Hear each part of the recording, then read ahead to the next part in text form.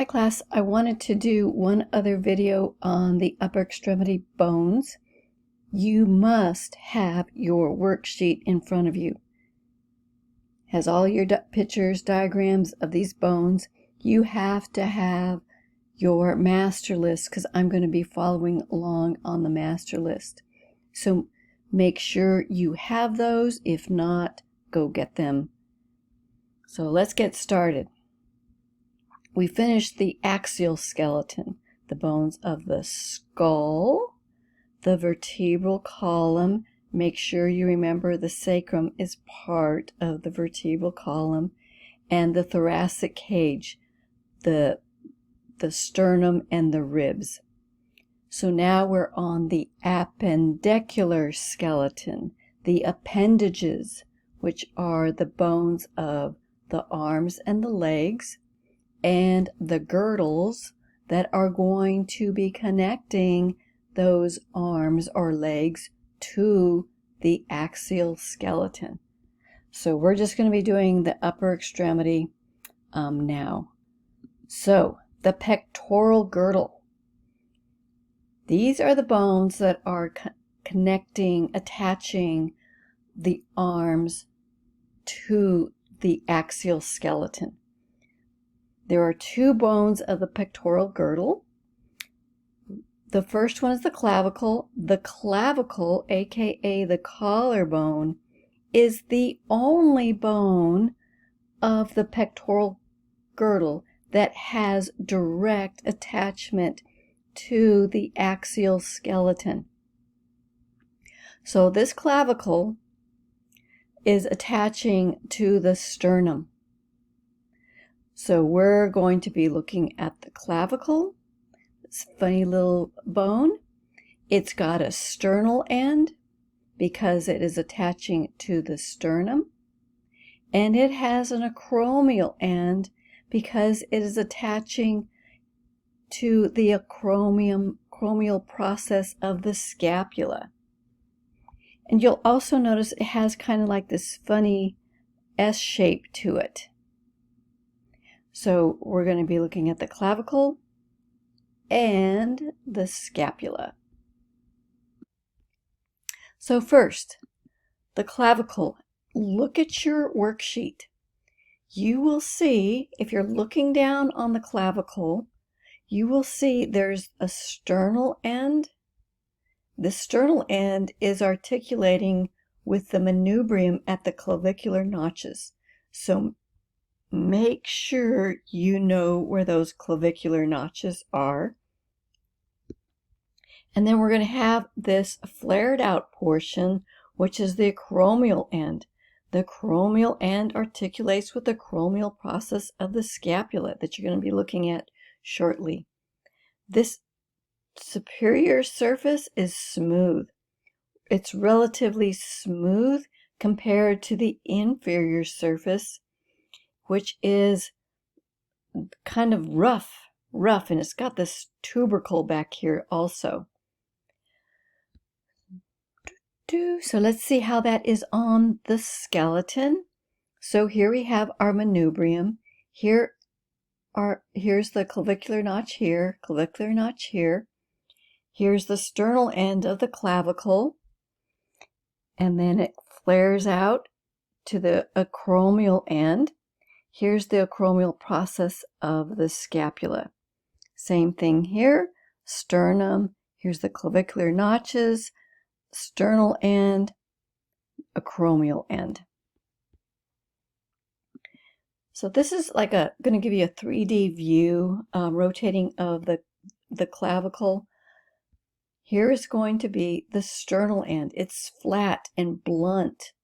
The acromial end, as you watch it go round, this is going to be more flared out. So let's see what this looks like. Look at that acromial end, flared out. Here's the superior view. Here is the inferior view, roughened. Sternal end is more flattened. So again, sternal end flattened. Here is the inferior view. Here's the superior view. Here is the acromial and right here. Easy to see, right? Now we're going to do the scapula. So this one has a lot of landmarks. So I'm going to bring out your master list. This is the posterior view. So this is the right posterior view of the scapula. So here's our scapula. This is the right one. First thing on your list, the vertebral or medial border. Here is the vertebral border, aka the medial border. Vertebral because it's close to the vertebral column. Medial because it's closer to the midline. This is the lateral border, aka the axial border. Lateral border, aka axial border. Here is the humerus, the first bone of your arm. This is the axilla, right? You lift, this is where your axilla is. So remember, lateral, aka axillary border. What's next? Angles. You have a superior angle, this part that sticks up right here. An inferior angle, superior angle, inferior angle. The spine of the scapula, aka scapular spine, it is this big ridge back here. Huge, thick ridge. And this ridge is going to extend out to form the acromial process of the scapula, aka the acromion. So this, once you find the spine of the scapula, this flared out end is going to be the acromion, aka the acromial process of the scapula, which is articulating with the acromial end of the clavicle. Next, you have the supraspinous fossa. What's a fossa? A shallow depression in a bone. Supraspinous, supra, above the spine. This is going to be the supraspinous fossa, this shallow depression above the spine of the scapula. Harder to see here, but this is where it's going to be. Then you have the infraspinous fossa. Infra, below the spine. The infraspinous fossa is this back in here. Infraspinous fossa, back in here. The glenoid fossa, aka cavity. Now this is where you're going to have the glenoid fossa. A fossa is a shallow depression. Some books will call it a cavity. It's not quite a cavity because it's not that deep. It's very shallow. But this glenoid fossa is where the head of the humerus is going to be articulating with the scapula.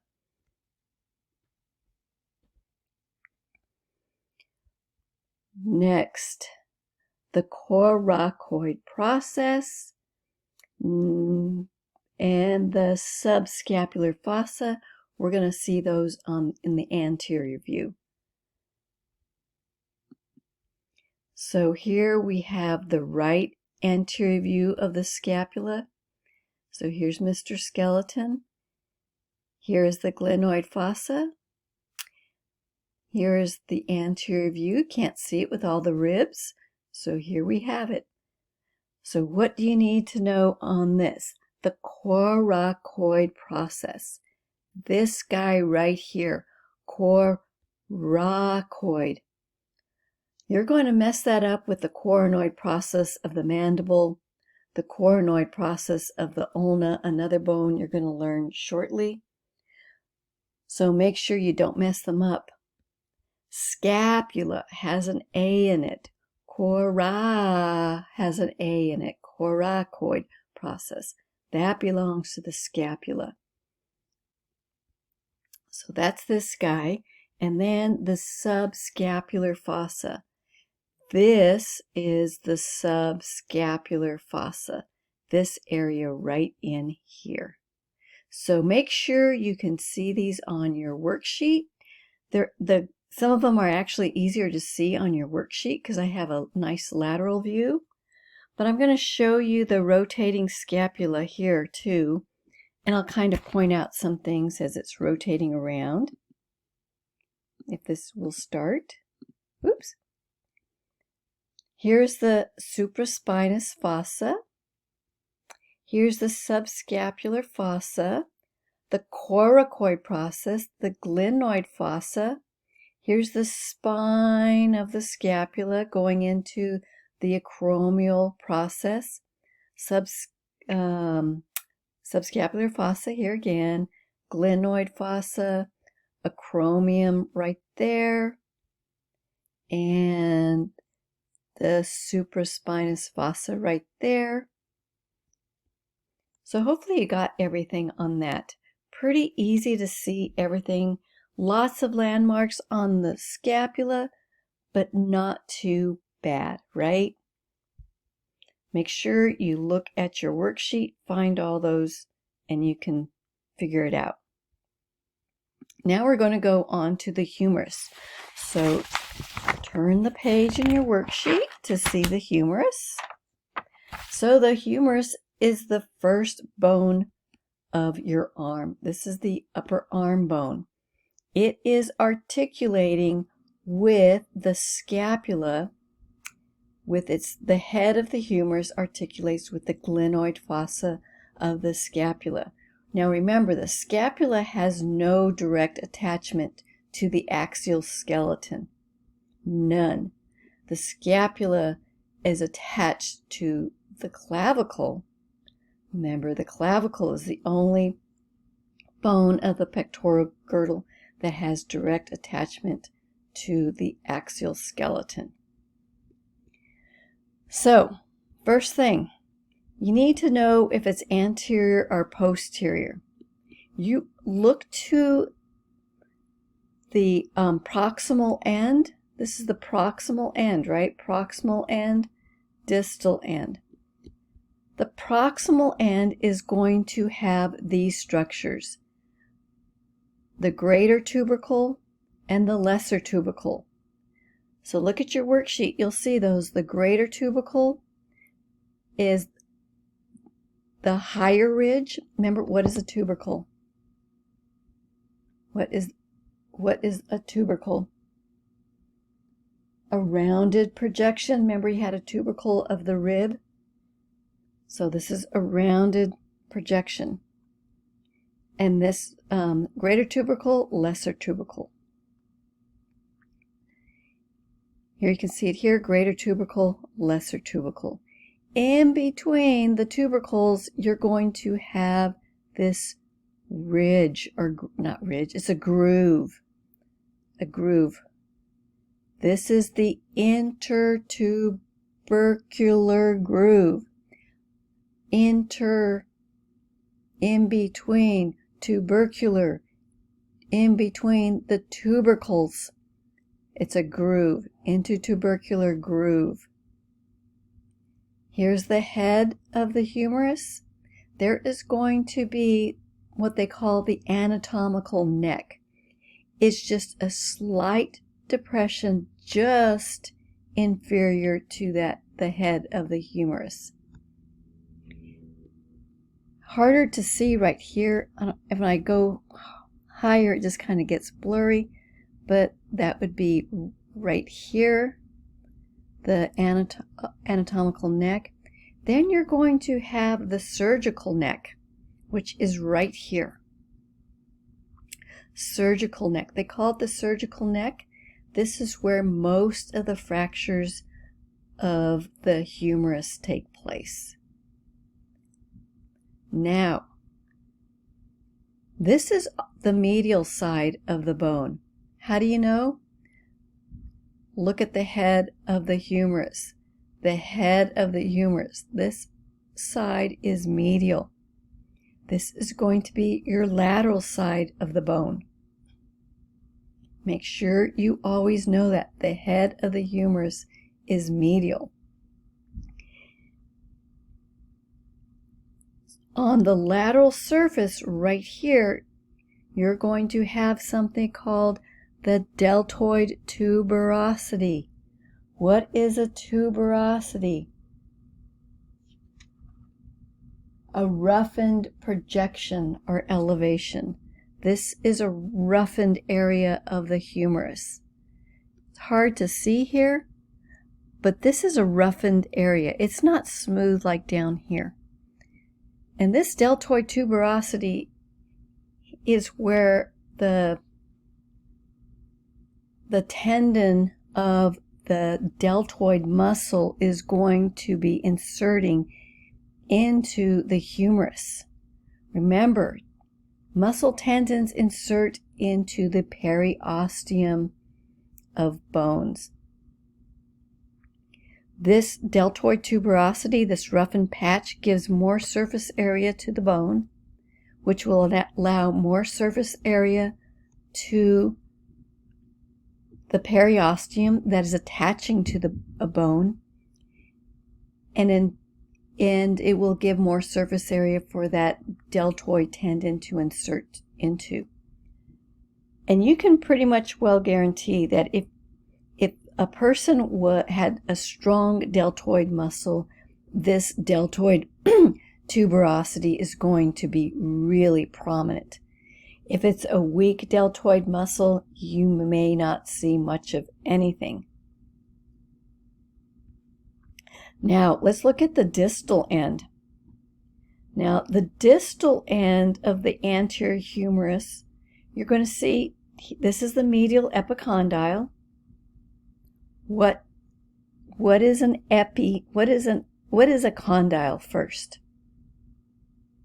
A condyle is a rounded articulating knob covered in articular cartilage. These are the condyles of the distal end of the humerus. You've got two condyles here. This one that starts here and ends here, this is trochlea. Trochlea. This is the medial condyle. This is going to be articulating with the ulna below, the next bone you're going to be learning, the ulna. Here is the capitulum.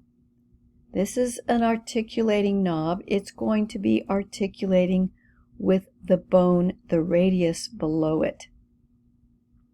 The epicondyles, epi means on top of, these is just bone, but they are above the condyles. This is the medial epicondyle. How do you know it's medial? Oops.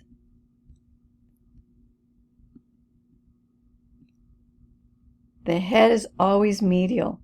You look down here, this is the medial epicondyle. The medial epicondyle is huge, huge. Going to be real important when we get to muscles, so make sure you understand that.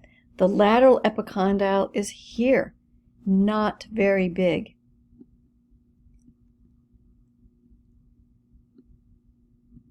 Medial epicondyle, this is the trochlea, this is the capitulum, lateral epicondyle. You can't really see it very well here. There is a little fossa, a little depression right here.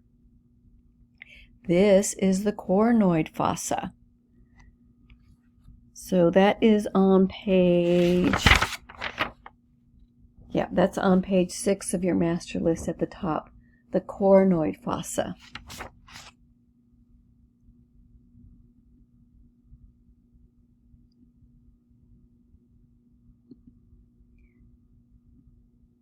So here's another bone. Just want to show another one. Right anterior humerus, the head, the anatomical neck. You can probably see it a little bit better here. The anatomical neck, this is going all the way around. Here's the greater tubercle, lesser tubercle. into tubercular groove right here. That's going to be important. Going to have 3 big muscles going in here. Here is the deltoid tuberosity on the lateral side. And then at the distal end, the medial epicondyle. Here is trochlea. This will be covered in hyaline cartilage, articular cartilage. Here is capitulum. Here is a fossa. This is the coronoid fossa. So that's the anterior view. Oops, let me get... Oh, I got another anterior view here. So here, by now, hopefully you got the anterior view down.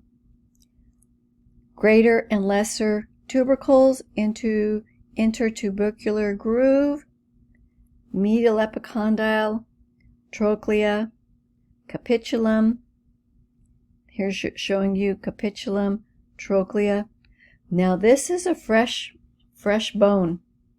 The articular cartilage is still on it. So here you can easily see trochlea. It's a spool-shaped condyle. Remember, these are your condyles. Trochlea. Here you can see that fossa, the coronoid fossa. Here is capitulum.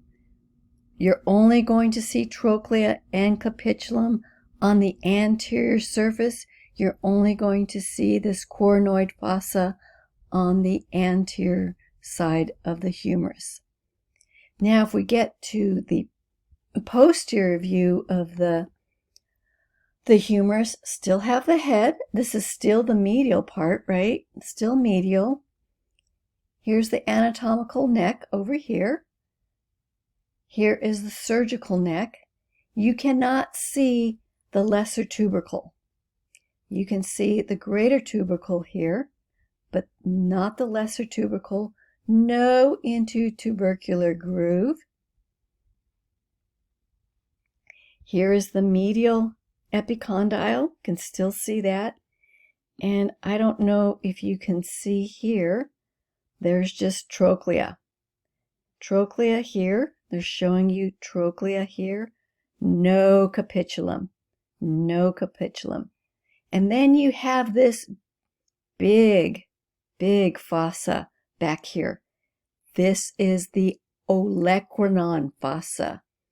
Olecranon fossa.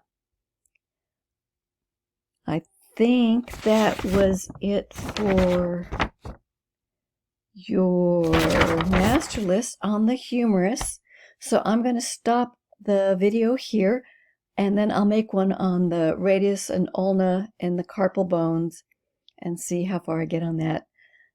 But make sure you have the bones, the pectoral girdle bones and the humerus down before moving on to the radius and ulna.